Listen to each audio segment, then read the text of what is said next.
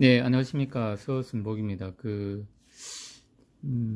중간에 이제 얘기하다가 동영상이 끊겨가지고, 새로 좀, 하도록 하겠습니다.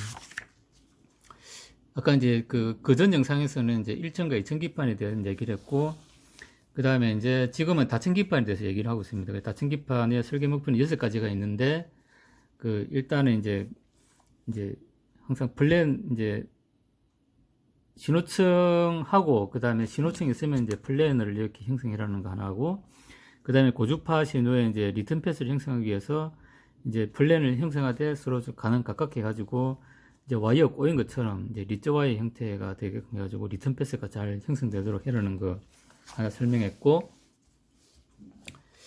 그 다음에 이제 전원판과 접지판은 강하게 결합돼야 되는데, 이제 전원판과 접지판은 이렇게 이제 플랜으로 해라는 겁니다. 플랜. 파워하고 그라운드 플랜으로 해라는 거고, 그 다음에 이제 4번 고속 신호들은 플랜과 플랜 사이에 이제 위치해야 방사가 줄어든다는 이제 뭐냐면은 이제 요런 얘기입니다. 그러니까 이 플랜 사이에 하이 프리퀀시를 이제 신호 라인 배치함으로써 그라운드와 플랜 사이에서 이제 방사가 이제 자연스럽게 막히도록 이렇게 배치해라는 거고, 그 다음에 이제 5번 이제 다수 접지판을 사용해서 매우 유용한데, 이 접지판의 임피던스를 낮게 하여 공통모드 방사를 이제 감소를 시킨다.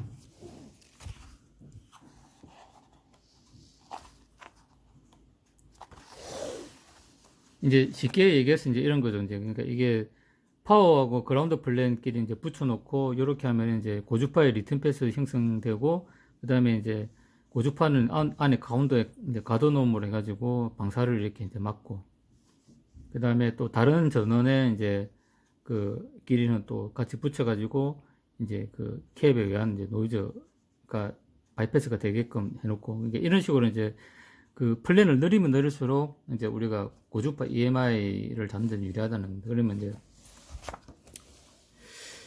그러니까 아무래도 이제 그라운드 플랜을 많이 하면은 고주파 라인의 리턴 패스가 아주 자연스럽게 형성되기 때문에 이제 좋다는 겁니다. 5번 같은 경우는.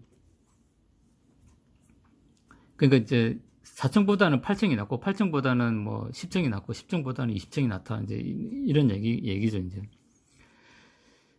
그 다음에 이제 요거는 이제 사실 우리가 지키기 상당히 어려운 얘기인데, 위험 신호 2층을 바꿔갈 때 배선을 할 때 이제 위아래 인접해 있는 2층으로 한정되어야만 한다. 하지만 언급했듯이 이 목표를 무시하는 경우가 많다. 무슨 얘기냐면은 우리가 이제 이게 이제 어떤 신호를 이제 배치를 하다 보면은 이제 이런 이제 이제 이 다층을 했다 하더라도 여기서 보통 신호가 이렇게 와가지고 요 레일을 거쳐가지고 다시 요렇게 이제 가면은 이제, 그래서 이제 이게 레이어를 이렇게 가더라도 이제 한 2층 이상은 이제 이동하지 말라고 되어 있는데, 근데 실제로 하다 보면은 요 갔다가 다시 이제 요렇게 갔다가 뭐 이렇게 이제 오는 이제 이 신호들이 사실 우리가 이제 고주파 이제 어떤 메모리나 이런 걸 설계하다 보면 있을 수밖에 없다는 거죠. 그 다음에 얘가 이제 이래 요리 갔다가 다시 또 요렇게 올 수도 있는 거죠, 이제. 그러니까 이제 이런 식으로 이제 될 수가 있기 때문에 이제 그러니까 이제 고주파 신호는 여러 레이어를 거치지 말고 한두 레이어로 제한해라는 요거는 사실 좀 이제 지키기가 어렵다는데, 요거는 이제 구조적으로 우리가 이제 레이어를 늘린다고 이제 사실 이게 해결될 수 있는 이제 부분은 아니기 때문에 이 부분은 좀 어렵다는 겁니다.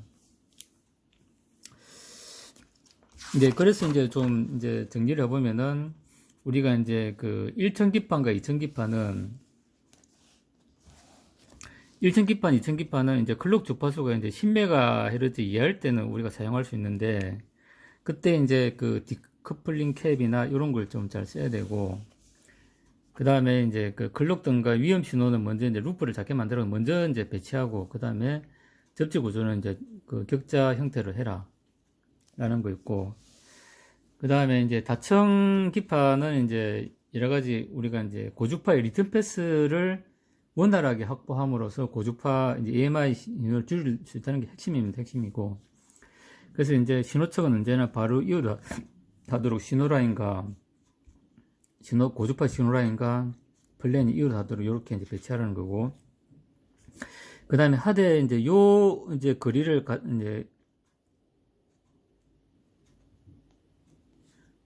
이제 거리를 이제 가장 이제 가깝게 해가지고 서로 이제 고주파 라인끼리는 LC로 형성되기 때문에 이렇게 리츠 Y 형태로 해가지고 꼬일 수 있도록 꼬인 형태가 되게 가능한 이제 서로 가까이 이제 붙이라는 겁니다. 그 다음에 전원판은 가능하면 이제 플랜으로 형성이라는 거고, 그 다음에 이제 아주 고속 신호들은 플랜과 플랜 사이 형성하는 게 좋다. 플랜과 플랜 사이 형성하는 게 좋고, 그 다음에 이제 가능하면 이제 좀 그 비용이 형성된다 그러면은 다수의 이제 플랜을 사용해 가지고 이제 마음껏 이제 뭐 이런 식으로 다수의 플랜 형성해 가지고 마음껏 이제 설계를 해라.